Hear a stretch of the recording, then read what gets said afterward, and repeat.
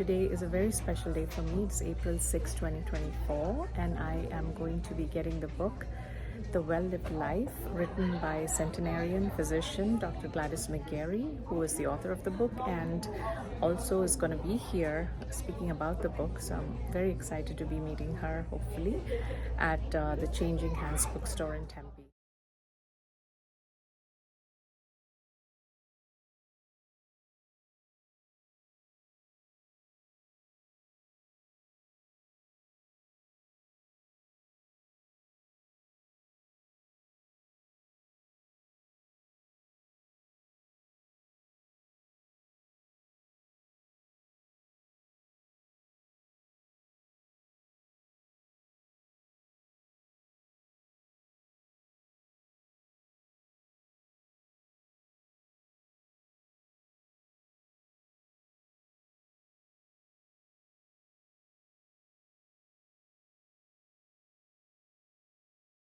To help people connect with their physician within. Recognized as a pioneer of the allopathic and holistic medical movements, she is also a founding diplomat of the American Board of Holistic Medicine. She is the co-founder and past president of the American Holistic Medical Association, now called the Academy of Integrative Health and Medicine, as well as the co-founder of the Academy of Parapsychology and Medicine. Dr. Gladys lives and works in Scottsdale, Arizona, where for many years she shared a medical practice with her daughter. She currently has a life coaching practice, maintains a healthy diet, and enjoys a good piece of cake every now and then. And love and life. If love doesn't enter into life, life can't be. It's like a pregnant mother. When the pregnant mother has that baby within her, the two of them are one being. They are just one unit. But the baby becomes their own person when they take their first breath. So it's that incubation period of oneness that we share, each one of us, as we have been born into this world. Then the third one, so that love and laughter have to go together. They can't go with, love and life have to go together. Third one is laughter. Laughter without love is cruel. It's mean. It breaks families up. It causes war. But laughter with love is joy and happiness. Just ask this person over here how she brings about laughter all the time to all of us. It's such a joy. The fourth one is labor. Labor without love is drudgery. I gotta go to work. Too many diapers.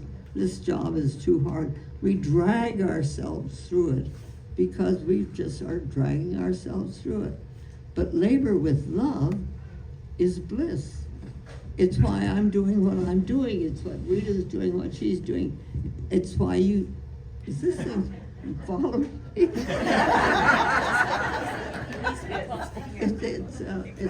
why people become whoever it is that their heart tells them to be.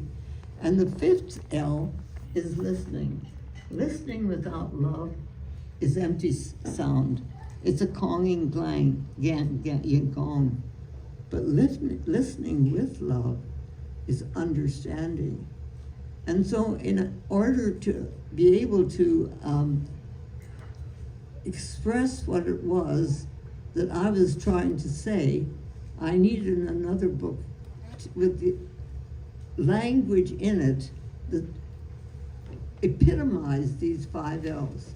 That within us, we have this essence, which is what makes life really important.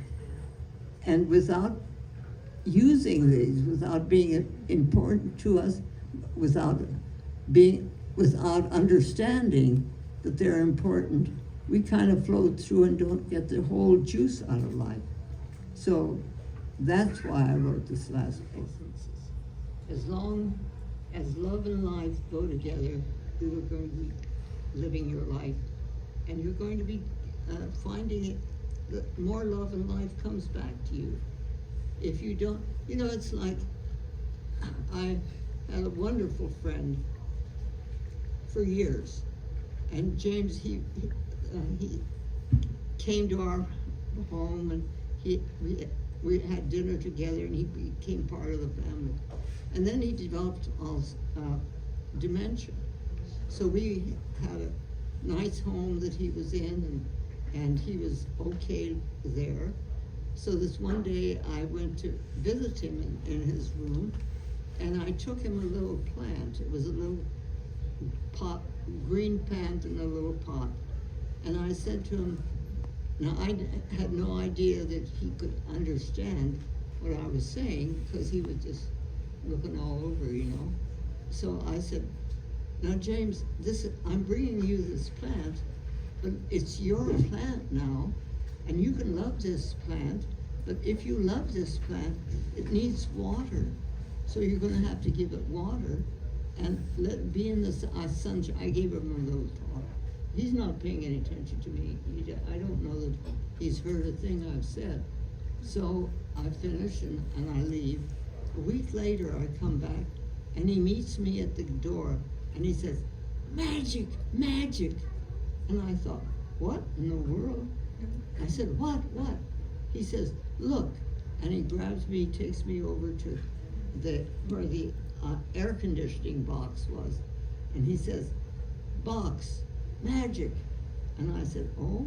He says, look, push this button, and everything gets cool. Plant loves cool. Then he says, push this button, everything gets hot, and plant doesn't like hot. And I thought, now, isn't that amazing? Wow. That little plant, living thing, gave him the opportunity to communicate with me about what it was that was going on. I mean, it was just the connection of life with life with life with life. And how to remember loss? Well, if you've lost something like a patient or a friend or a child, remember who they were.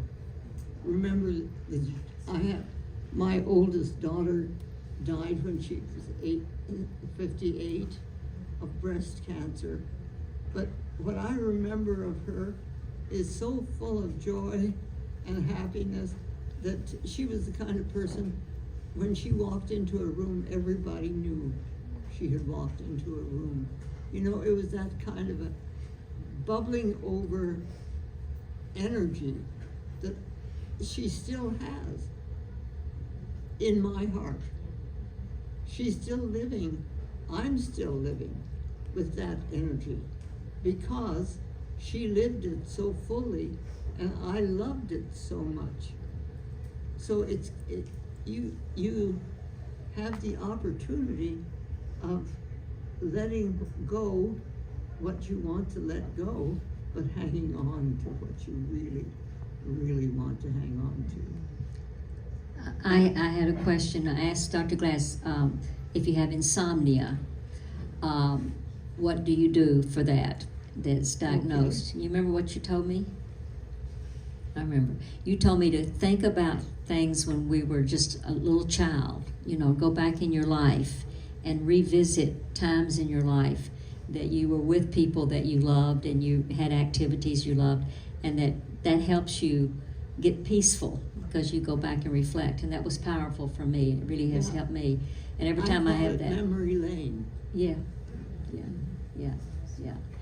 Well, dying, is that the right way to ask? Yes. What's your self-talk on dying? You know, it really doesn't frighten me at all.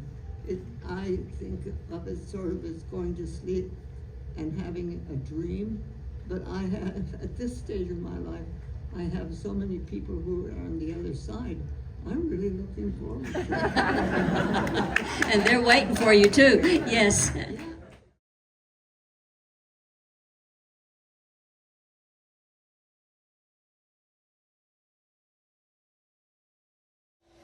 Dr. Gladys McGarey's latest book, A Well-Lived Life, is a delightful read.